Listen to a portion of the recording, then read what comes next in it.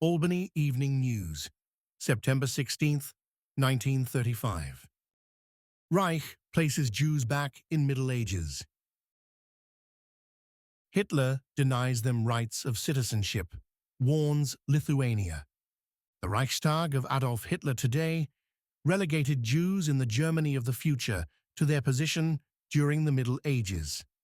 They may not become citizens, intermarry with Aryans, have intimate relations with Gentiles, nor even employ Aryan servant girls under 45 years of age.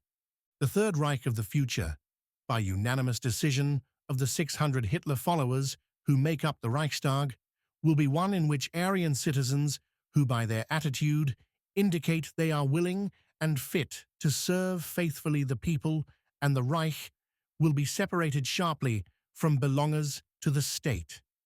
Legislation embodying these points was passed last night amid scenes of unexampled patriotic fervor and approbation for the course Hitler has chosen to pursue, strictly along the lines laid down in the original Nazi program. Followers inspired. These acts inspired Der Führer's followers with the hope that the rest of the Nazi tenets would be translated into practical politics, step by step, just as fast as political expedience permitted. Before hearing addresses by Hitler and General Wilhelm Göring, the Reichstag itself gave a practical expression of its belief in the authority of Nazi principles.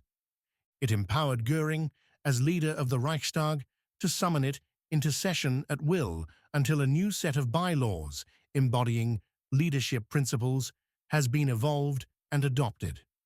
The tearing of the swastika from the prow of the German liner Bremen in New York last month, and the action of Magistrate Louis Brodsky in dismissing 5 defendants in the case, were considered by observers to have furnished, in a measure, direct cause for enactment of the laws. Swastika is national flag. One law, effective immediately, proclaimed the swastika as the Reich's national and commercial flag. Black, white, and red were set as the Reich's colors, with Der Führer to designate the form of the Reich war flag and the Reich official flag.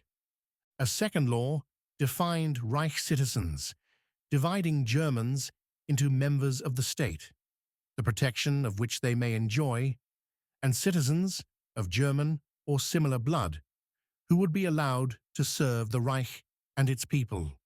The citizen would be given a Reich citizen letter, making him the bearer of citizen privileges. The date for enforcement of the citizenship law was not immediately fixed.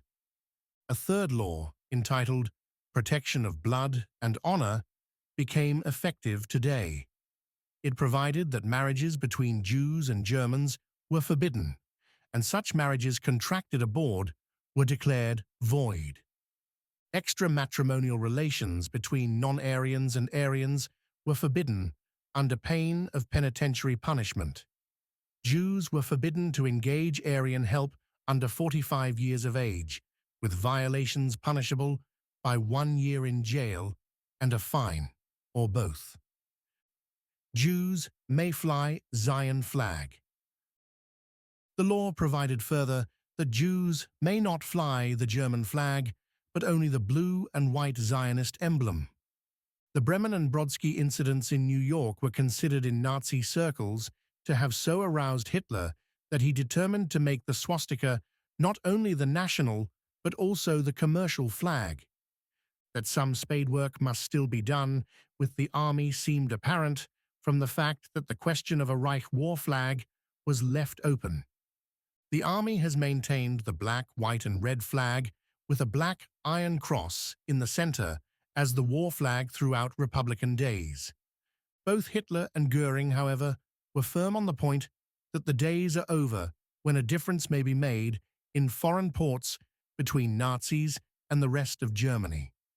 The legislation concerning citizenship for Jews was considered by observers to go beyond anything that any nation has attempted in modern times. With these acts, Hitler made it clear in his address that he hoped to deal a blow to communism and Jewry. The essence of what had been uppermost in all addresses to the current Nazi convention was thus put into legal form. Warns Lithuania. Although Hitler intended originally to touch only domestic issues in his Reichstag address, he deemed it expedient to view developments in the Memel territory and to warn the Lithuanian government that justice must be done, Germans in Memel, before events take forms that one day may only be regretted. The Comintern, Communist International, session, recently at Moscow, and the flag incident at New York furnished further occasions for brief digressions to foreign policy in his 12-minute address.